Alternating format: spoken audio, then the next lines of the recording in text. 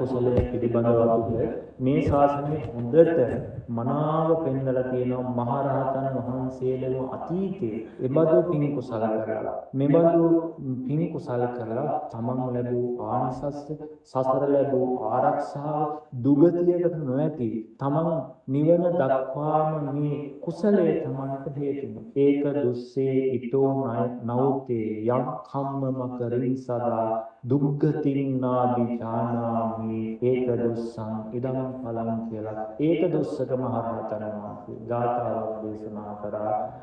මීට මහා කල්ප 91කට පෙර මංගාව තිබුණු එකම වස්ත්‍රයයි තිබුණේ. ඒ වස්ත්‍රය පූජා කිරීම නිසා මේ අතර මහා කල්ප 91ක් අතර මේ ගෞතම බුද්ධ ශාසනය නිකන් මම කවදාවත් දුගතියකට වැටෙන්නේ. ඉපදුනා නම් එක්ක දිව්‍ය ලෝකයක නැත්නම් මනුස්ස ලෝකේ මහේසා කියලා මහා ආනුභාව සම්පන්න රජවරු වෙලා තමයි ඉපදුනේ. චක්‍රවර්ති රජවරු වෙලා දිව්‍ය ලෝකේ දිව්‍ය රාජ තනතුර ලැබෙමින් මේ කුසලයේ නිසා සසර සැරිවා. ඒ විතරක් නෙවෙයි සතර පටිසම්භිදාව ත්‍රිවිද්‍යාවද සහිතව මට උතුම් මහරහතත්වයට පත් වෙන්න මේ එකම වස්ත්‍ර පූජාව මට උපකාර වුණා කියලා. ඒක දුස්සක මහරහතන් වහන්සේ උන්වහන්සේම කරපු පින උන්වහන්සේම තමන්ගෙම මුවින් දේශනා කරලා ඒවාට අපිට ත්‍රිපිටකයේ දකින්න ලැබෙනවා. ඒ නිසා මේ වගේ අපිට සැක කරන්න දෙයක් නෑ. ඔබ රුපියලක්ද 5ක්ද 10ක්ද වැය කරන්න. ශ්‍රද්ධාවෙන් ඔබ ඒක හිත තියලා පූජා කරනවා. ඒකේ ආනිසංස සුළුපටු නෙමෙයි.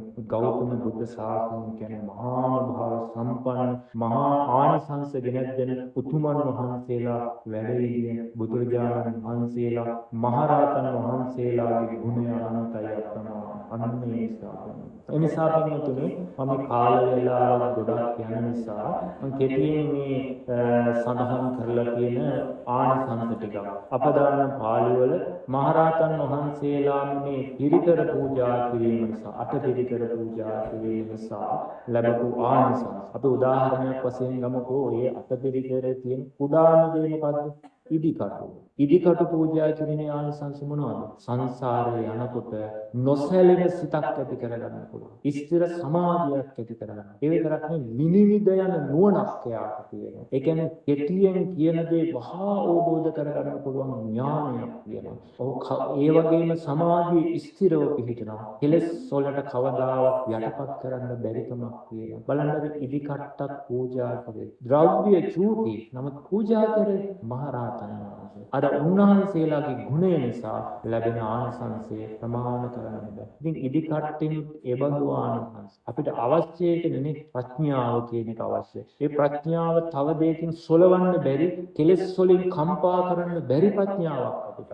අපිට ඥානෙ තියෙනවා. හැබැයි ඥානෙ තිබුණට සමහර කෙලෙස් වෙනකොට පින්වත්නි මේ ප්‍රඥාව අපිව යට කරලා අර කෙලෙස් ඉදිරිපත් වෙනවා. ඉතින් අන්නේ නිසා තමයි අදත් අපිට මේ පින්කම ගැන දැනුවත් කරලා මේ පින්කම පිළිබඳව පණිවිඩය යවලා අද මේ වගේ පින්කමක් වෙනවා කියලා සම්බන්ධ වෙන්න කිව්වට කෙනෙකුට මේකට එන්න බැරි ඇයි? එයාට එක්ක මොකක් හරි වැඩක් කියලා. ඒකට එන්න හිත දෙන්නේ නැහැ. මොනවා හරි බාධාවක් හේතු. අර ප්‍රඥාව යට කරගෙන Tamanට ආපු තණ්හාව නිසා එයාට මේ පින් කුසල කරගන්න බෑ. එතකොට අර එක ඉදිකට්ටක් පූජා කිරීම නිසා ඔන්න ඔය විදිහට සසර ගමන ආරක්ෂාව. තමන්ට කොතන ඉපදුනත් තමන්ට පිනේ කුසලයේ වලකින්නේ නැහැ. පිනට ගහගෙන යනවා. ප්‍රඥාවෙන් එයාව කෙලෙස් වලින් යටපත් කරන්න පුළුවන් නැති විනිවිද යන නුවණක් වෙනවා. ඔය අටපිරිකරේ තියෙන ඉදිකට්ටක් පූජා කිරීම. ඉතින් එතකොට මේ මහරහතන් වහන්සේලා කෙලෙස් නිවා ගැනීම සඳහා වරලෝක භාවිතා කරපු එබඳු අරහත් ධජය ඒ කියන්නේ චීවර පූජා කිරීම කොච්චර ආනිසංසිත කොට ලැබෙන්නේ නැද්ද? ඉතින් අන්න ඒ නිසා මේක අපි පොදුවේ සියලු පිරිකර පිළිබඳව අපිට වෙනම ගත්තොත් මහා දහස් ගණන් ආනිසංස මේ වගේ කියන්න පුළුවන්. නමුත් අපිට මේ ඔක්කොම එකතු කරලා අපි මේ පින්කමේ පිළිබඳව මේ අටපිරිකර පූජාවේ ආනිසංස අපි කෙටියෙන් පත්‍රිකාවක සකස් කරලා දෙනවා. ඔබ අතට පසුව ලැබෙන සලක්සයි. මේකේ ආනිසංස වශයෙන් අපිට මේ විදුලබ පින්කමේ ආනිසංස වශයෙන් තියෙනවා. අපිට මේ වස්ත්‍ර දාන පූජා කිරීම නිසා නිදුකින් අනුස්සායෙන් ආහාර පාන වස්ත්‍ර ඉනුම් හිටුම් ආදී භෞතික දේ නිදුකින් අනුස්සායෙන් අපිට ලබා ගන්න. අද අපි පින්වත්නි සමහර අය කොච්චර අමාරුවෙන්ද ජීවත් වෙන්නේ. Taman ඒ දවස ගෙවා ගන්න ගොවිතැන් කරලා අවුවේ වැත්තේ මේ විදියට මහන්සි වෙලා අපි ධනෙ උපයන්නේ. නමුත් සමහර අය බලන්න අවුවේ චුට්ටක්වත් ඉන්නේ නැහැ. එහෙම කවදාවත් වෙහෙසක් නැතුව මහා ධනයක් හිමි කරපු අය ඉන්නවා. නමුත් අපිට එහෙම නැත්තේ මේ පිනේ කුසලයේ අඩුව නිසා. ඒ නිසා පින්වත්නි මේ බඳු පින්කම් අපි හරියට හිත පිහිටවාගෙන කරොත් නිදුකින් අනුස්සායි වෙහෙසක් නැතුව අපිට ආහාර පාන වස්ත්‍ර නිවාස ඇඳුම් පැළඳුම් සුවසේ ලබා ගන්න පුළුවන්.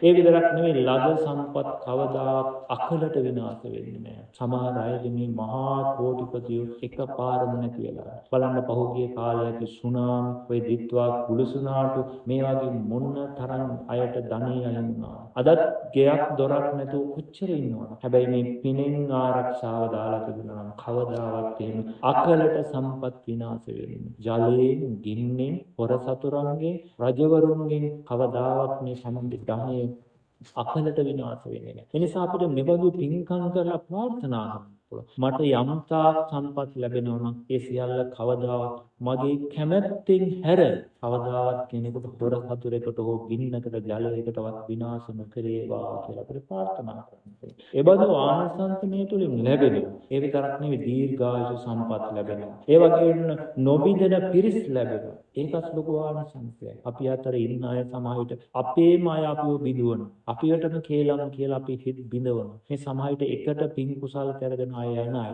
ඊට පස්සේ අපිට මේ පින්කම් වලින් සදහටම ඈත් වෙන්න වෙනවා. ඇයි මේ පිනේ කුසලයේ අඩුව? දැන් මේ බඳු ආනිසංස අපිට එපා. අවශ්‍යයි මේවා. ඉතින් ඒ වගේම විසරද බව ඕනේ තැනකට නොබියව යන්න පුළුවන්කම තියෙනවා. ඕනේ තැනකට බය නැතුව යන්න පුළුවන් හැකියාවක්, පෞරුෂත්වයක් මේ තුලින් අපිට ලබා ගන්න පුළුවන්. ඒ වගේම ඇදෙහි හැකි වචනයක් වෙනවා. ඒ මොකක්ද කියයි? සමහර විට බලන්න අම්මා තාත්තගේ වචන පිළිගන්නේ නැති දරුවෝ නැද්ද? ඉන්නවා. අම්මා තාත්තාගේ කී කරුණු අහන්නේ නැහැ. කොච්චර කිව්වත් කියන දේ අහන්නේ නැහැ. ඒ වචනේ දරු කරන්නේ නැහැ, ගණන් ගන්න. එයි තමන්ගේ තියෙන කුසලයේ අඩුකම. තමන්ගේ තේජස් භාවයේ නැහැ, අඩුයි. අන්න ඒ නිසා තමයි එහෙම වෙන්නේ. ඒ නිසා මේ ආනිසංස වශයෙන් සංසාර ගමනේ ඇදෙහි හැකි වචනයක් එක්කෙනවා. ඒ වගේම අන්‍යයන්ගේ ගෞරවයට ප්‍රාප්ත වෙනවා. ඒකත් මොනිතරම් මේ මනුස්ස ජීවිතයකට වටිනවද? අපිට හැමදාම බාල්දු වෙලා පහත් වෙලා අඩු කුලවල ඉපදිලා හීන කුලවල ඉපදිලා දැසිදත්කම් කරු වෙලා ඉපදෙන්න උනොත් ඒක මහා දුකක්. එයාට පුළුවන් ද 16ක් වෙලා ඉපදුනොත් Tamanට බණක් අහන්න ඕනේ කියලා හිතනම යන්න බෑ. ඒයි එයාට ස්වෛරී භාවයක් නැහැ. ඉතින් අන්න ඒ නිසා මෙබඳු පින්කම් වලින් අපිට ඒබඳු ආනිසංස ලැබෙනවා. ඒ විතරක් සියුම් කරුණු වටහා ගැනීමේ නුවණක් ලැබෙනවා. සියුම් කරුණු වහා වටහා ගැනීමට පුළුවන්. සොර සතුරු වස්විස අවියාවුද වලින් මරණයටපත් වෙන්නේ නැහැ කවදාවත්. ඇයි අපි ඒබඳු පින්කමක් මේ විනයානුකූලව ඒ නිවැරදිව ඒ සකසා පූජා කරපුකේ කුසලයි. ඇයි එහෙම වෙන්නේ? කවදාවත් මේ සිවුර පොරවාගත්තු කෙනෙකුට සොරෙක් සතුරෙක් අන්තරායක් කරන්නේ. ඒ ආනුභාවයට සීලේ ආනුභාවයට කවදාවත් යක්ෂයෙක් ප්‍රේතෙක් ලං වෙන්නේ නැහැ. ඒබඳු ආනුභාවයේ ඒ භික්ෂුන් වහන්සේට ලැබුණේ කුමක් නිසාද? අපි පූජා කරපු සිවුර නිසා.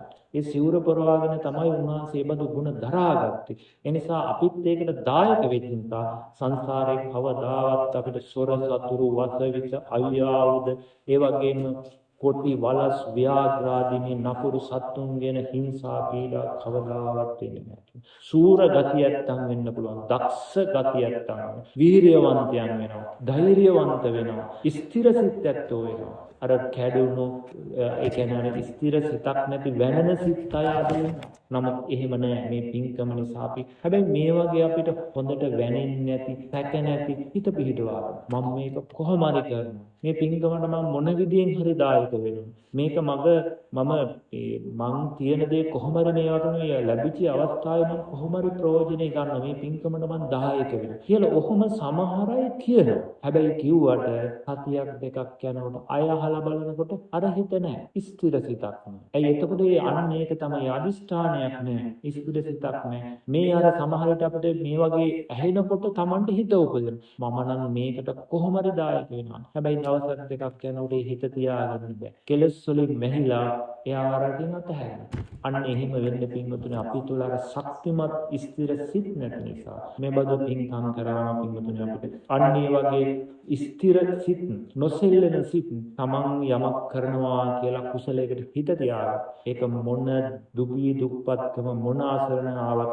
තමන් පොරොන්දු වෙච්ච දේ කරනවා කියන හිත උපදිනවා. අන්න ඒ බඳු කෙනාට තමයි පින්වතුනි නිවන් දකින්න පුළුවන්. ඕකම තමයි කෙනෙක් බණ භාවනා කරන්න ගියාට යන්න පටන් ගන්නකොටම බාධා එනවා. එතකොට අර ස්ථිර සිතක් නැත්නම් එයා භාවනාවෙන් අතහැරලා අයත් හිටපු තැනටම වැටෙනවා. අන්න ඒ නිසා මෙබඳු කුසල් අපිට අවශ්‍ය නැද්ද නිවන අපිට? අවශ්‍යයි. මේවා සසර යන්නේවද කෙටි වෙනවා. කෙටි වෙනවා. ඒ නිසා පින කුසලයෙන් සසර යන්න හදාගන්නත් පුළුවන්. හැබැයි පින කුසලයක් කරලා මට මේකෙන් භවභෝග සම්පත් ලැබේවා, දිව්‍ය සම්පත් ලැබේවා, රාජ සනතුරු ලැබේවා, මේ සසර සැප ලැබේවා කියලා කොහොම හිතනකොට ඒකෙන් සසර ඇදගෙන. හැබැයි මේ පිනෙන් අපි මෙබඳු ප්‍රාර්ථනා කරමු. කල්යාණ මිත්‍රයෝ මුණ ගැහිවා, සද්ධර්මයේ අහන්න ලැබේවා, නිදුකින් අනුස්සහයෙන් මට මේ ධර්මයේ පුරා ගන්න අවශ්‍ය භවභෝග සම්පත් ලැබිලා, ඒ සඳහා වීරිය, සිහිය, ප්‍රඥාව ලැබිලා මෙබඳු ආනිසංස මට ලැබෙන්නේ ඒකත් මේකෙන් ලැබෙනවා. අන්න ඒ නිසා අපි පිනක් කුසලයක් අපේ චේතනාවම වෙනස් වෙනවා. ඒ නිසා කවදාවත් පින්වතුනි අපි හරියට ප්‍රාර්ථනා කරමු. මේ පින කවදාවත් අපිට සසරට බාධා වෙන්නේ. කුසලයේ කියන්නේ අපි සසර නිමා කරගන්න අපිට උපකාර කරනවා. මේ හරියට ප්‍රාර්ථනා.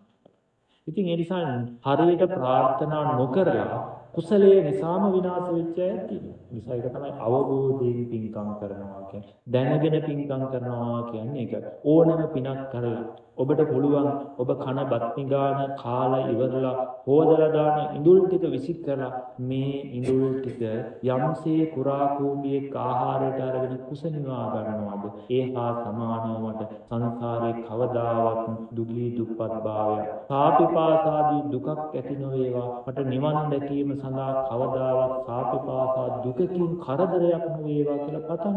ඔබට ඒක ලැබෙනවා. ඉතින් අන්නේ නිසා පින්නතුනි කෙනෙක් ඉඳුල් ටික ආහාර නිකන් විසික් කරනවා. හැබැයි ඒක සැපෙක් කනවා. නමුත් අපිට අර චේතන නුවණ. ඒ නිසා පින ලැබෙන්නේ. බලනකොට ඔබ වත් ටිකක් දෙනවා. හැබැයි කර්මයේ විපාකයේ අදහන නුවණ. එහෙම නම් මොකද වෙන්නේ? Tamante ඒ කුසලයේ ලැබෙන්නේ. කෑම ටිකකුත් දෙනවා. හැබැයි දුන්නට Tamante මේක පිනට හරවා ගන්න අපි තාම ඥානෙ. අන්න ඒ නිසා පින්වතුනි මේවා බුද්ධිමත්ව ඥාණයෙන් කරන්න ඕනේ. ඒක කොච්චර සල්ලි මිල මුදල් තිබුණට හැකියාව තිබුණට කරන්න පුළුවන් ඒවා නෙවෙයි මේවා. ඥාණයෙන් ප්‍රඥාවෙන් කරන්න දේවල්. ඉතින් අන්න ඒ නිසා එබඳු ආනිසංස. ඒ වගේම තීක්ෂණ නුවණ ලැබීම. බිය නැත්තේ, තැතිගන්නේ නැත්තේ කවදාවත් තැතිගන්නේ නැති බිය නැති අය බවට පත් වෙනවා. තීක්ෂණ නුවණ තමන්ට ලැබෙනවා. ඒ වගේම එළඹ සිටි සිහියක් තං බවට පත් වෙනවා. අද කොච්චර ඉන්නවද සිහි විකල් වෙච්ච අය. මන්ද බුද්ධිකය කොච්චර ඉන්න කෝටිපතියෝ වාගාව. මහා බහුභෝග සම්පත් තියෙන. හැබැයි ඉන්න දරුවෝ මන්ද බුද්ධිකයි. කෙලතොළු වෙලා කියන දේ තේරුම් ගන්න බැරි අද කොච්චර ඉන්නවද? ඇයි කුසලයේ තියෙන අඩුපාඩු. ඒ වගේම එළඹ සිටි සිහියක් අන්න ඒක ඉතාමත් වටිනවා කියන්නේ. අපි කොච්චර අපි ජීවත් වුණත් සැපසේ ජීවත් වුණත් මරණාසන්න මොහොතේ අපිට හරියට සිහිය පිටවා ගන්න බැරි වුණත් තමයිට ඒ ධනයම තමයි යාට හතර පායන්නේ. ඉතින් ඒ නිසා මේ වගේ පිනෙන් පෝෂණය වෙලා ධර්මයෙන් පෝෂණය වෙලා අපි හරියට සිත් සතන් පිටවාගෙන හිටියොත් මරණ මොහොතේ පවා අපිට සිහිය පිටවා ගන්න පුළුවන්කම ලැබෙනවා. ඒ වගේම හැම තැනකදීම ධර්මයේ කැමති කෙනෙක් බව ඇයි මේ අපි අටපිරිකර සිවුරු පූජා කරන්නේ මොකක් නිසාද? මේ ස්වාමීන් වහන්සේලා මේ අටපිරිකර චීවර පරිභෝග කරලා උන්වහන්සේලා ධර්මයේ ඉගෙන ගන්නවා, ධර්මයේ දරා ගන්නවා, ධර්මයේ පුහුණු වෙනවා. ඒ තුලින් කෙලෙස් නිවා ගන්නවා. ඒ සඳහා මේ අටපිරිකර උපකාර වෙනවා. ඉතින් අන්න ඒ නිසා තමන්ටත් උපනුපන් ආත්මවල ධර්මයට ප්‍රිය අය බවට පත් වෙනවා. ධර්මයට කැමති අය බවට වෙනවා. නිදුකින් අනුස්සහයෙන් තමන්ට ධර්මයේ ශ්‍රවණය කරන්න ලැබෙනවා. ඉතින් බලන්න මෙබඳු ආනිසංස අපිට ලබන්න පුළුවන් ද ධනෙ දීලා, සල්ලි දීලා, අම්මා තාත්තගෙන් පරම්පරාවෙන් මේවා ලැබෙනවද? නෑ. අපි විසින්ම බුද්ධිමත්ව කල්යාණ මිත්‍රෝ වශයෙන් එකතු වෙලා කරන පින්කම් වලින් තමයි පින්තුනි මෙබඳු ආනිසංස අපිට ලබන්න පුළුවන්. ඉතින් ඒ නිසා ඇයි අපි මෙබඳු පින්කම් කරන්නේ කියන එකට තමයි මේ පින්වතුන්ගේ දැනුම.